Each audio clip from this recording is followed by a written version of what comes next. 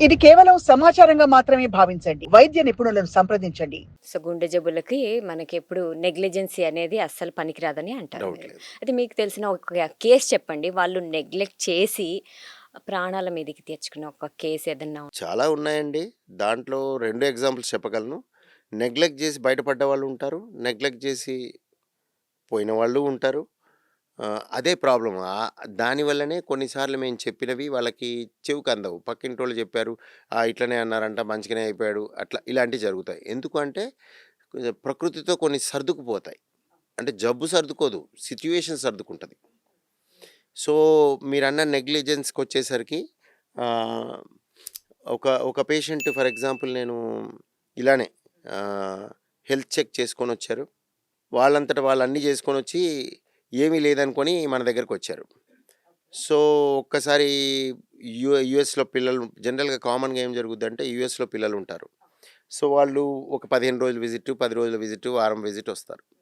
వీళ్ళొచ్చినప్పటికి ఏంటంటే, వీళ్ళకి ఆ ప్రేమతో వాళ్ళకేమనిపిస్తదంటే, నేనింత దూరం వచ్చాను, తల్లిదండ్రులకి ఏదైనా చేద్దామనే ఉద్దేశంతో అన్ని పరీక్షలు చేసి పంపిద్దాం అనుకుంటారు తప్పించి, సరైన డాక్టర్‌కి చూపిద్దాం అనేది ఉండదు చాలామందికి. సో, పరీక్షలు చేయిచ్చేస్తారు ఫస్టు. ఈ పరీక్షల బ్యాటరీ అయిపోద్ది. హ్మ్. అయిపోయాక అప్పుడు సరే అది కొన్ని అట్‌లీస్ట్ ఇది బెటర్. డాక్టర్‌ని అప్పుడు సంప్రదించాలనుకున్నారు. యాక్చువల్‌గా డాక్టర్‌ని సంప్రదించి పరీక్షలు చేసుకోవాలి. సరే పరీక్షలు చేసుకొని డాక్టర్ దగ్గరికొచ్చారు అది కూడా ఓకే. సో, ఈ పర్టిక్యులర్ పేషెంట్ నా దగ్గరికి తీసుకొచ్చారు. తీసుకొస్తే "సార్ ఎలా ఉంది?" అన్నారు. నేను 4 మాటలు మాట్లాడి అన్నీ అయిపోయినాయి. నేను చెప్పాను, "ఇది చిన్న విషయం కాదమ్మా. ఇది ఈయనకి గుండె సమస్య. ప్రమాదకరమైన గుండె సమస్య." అంటే "అదేంటి సార్ టెస్ట్‌లన్నీ నార్మల్ ఉన్నాయి కదా!" అన్నారు. టెస్ట్‌లన్నీ నార్మల్ ఉంటే మీకు చేసిన పరీక్షలు ఏవైతే ఉన్నాయో దాంట్లో మనకు కావాల్సిన పరీక్ష కవర్ కాలేదు. ఓకే. ఆ! నంబర్ 1. నంబర్ 2 మీకు అది చేయకూడదు కూడా. లక్కీగా ఆ పరీక్ష చేయలేదు. ఎందుకంటే ట్రెడ్‌మిల్ టెస్ట్ చేయలేదు. చేయలేదు. చేస్తే చేసుంటే ఆ ట్రెడ్‌మిల్ మీదే పోయేవాడాయన. అంత సీరియస్‌గా. ఆ! అంటే ఆయన్ని చూస్తే అనిపిచ్చదు నీకు. అది మాకు తెలుస్తది. ఎందుకంటే ఆయన ఒక 10, 15 రోజుల నుంచి బాధపడుతున్నాడు. రాత్రిపూట బరువు, ఛాతీలో మంట రావటం. ఆయన్ని చూస్తే ఆయన చెప్తేనే కదా తెలిసేది. లేకపోతే ఎందుకు తెలుస్తది? వాళ్ళెవరు చెప్పట్లేదు. దాని ముందు ఒక 3 నెలల నుంచి కొంచెం అడుగులేసినా కష్టపడుతున్నాడు.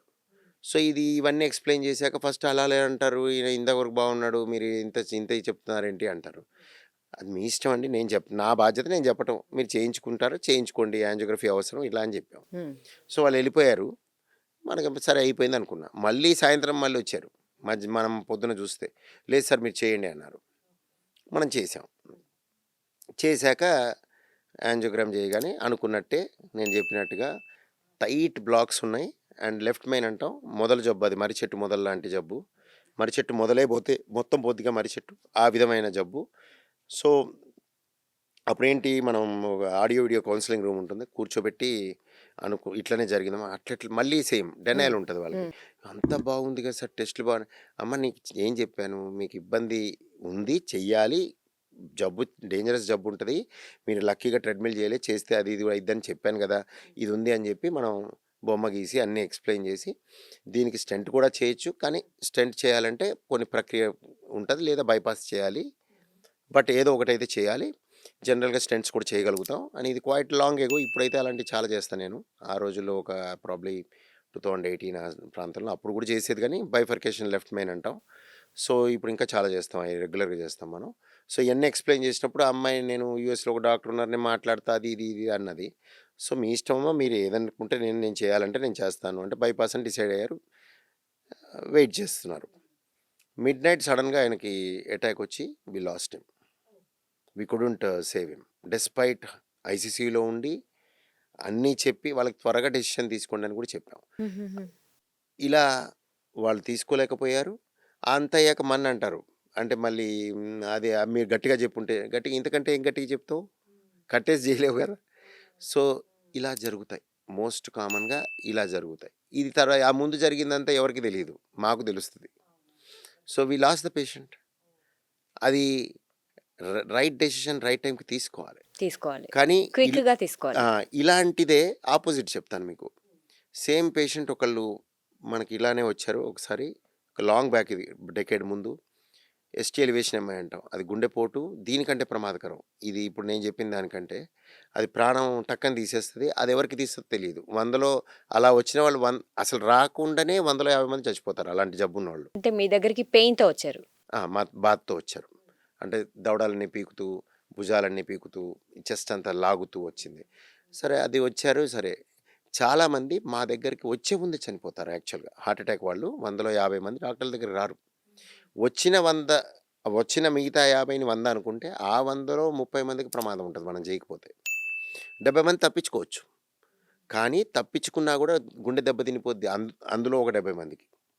30 మంది ఈ అన్ని స్టాటిస్టిక్స్ లాగా ఉంటుంది. ఓ 20 మంది డాక్టర్ అటెన్షన్ లేకుండా కూడా సెట్ అయిపోయిన వాళ్ళు ఉంటారు. అంటే ఒక్కసారి హార్ట్ అటాక్ వచ్చాక గుండె దెబ్బతింటుందా? అందరికీ కాదు. అది ఎంత తీవ్రత ఉంది అనే దాన్ని బట్టి. సో తీవ్రంగా దెబ్బతిని ప్రాణం మీదకి వచ్చేంత 100లో ఒక 30 మందికి అయింది. అదే అంటారు కదా, అంటే హార్ట్ అటాక్ 3 టైమ్స్ వస్తుంది, ఫస్ట్ టైం సేవ్ అయినా. లేదు అలా ఏం లేదండి. ఫస్ట్ లేదు, థర్డ్ లేదు. కొంతమందికి 4, 5 సార్లు వచ్చి కూడా బాగున్నోళ్ళు ఉంటారు.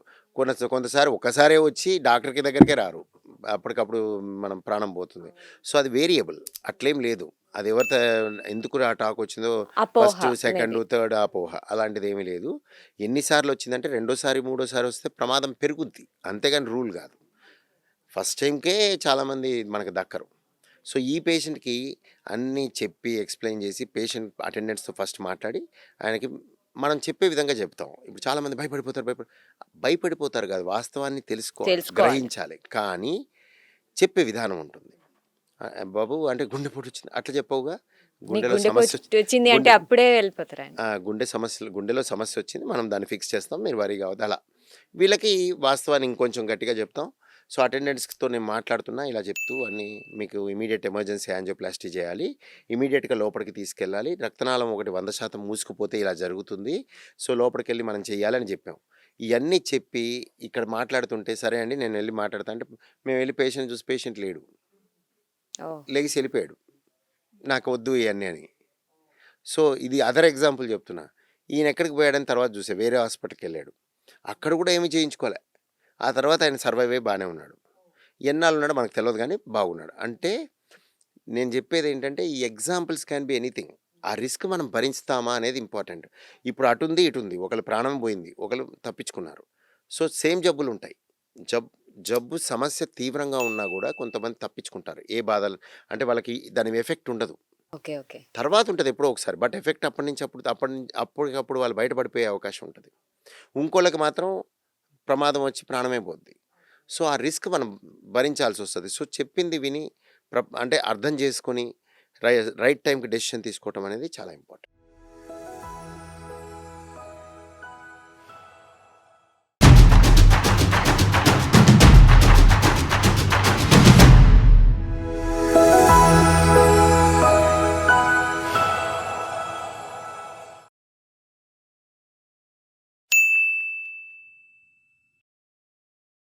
సాక్షి టీవీ ప్రసారాలను నిలిపివేయటం చట్టరీత్యా నేరం.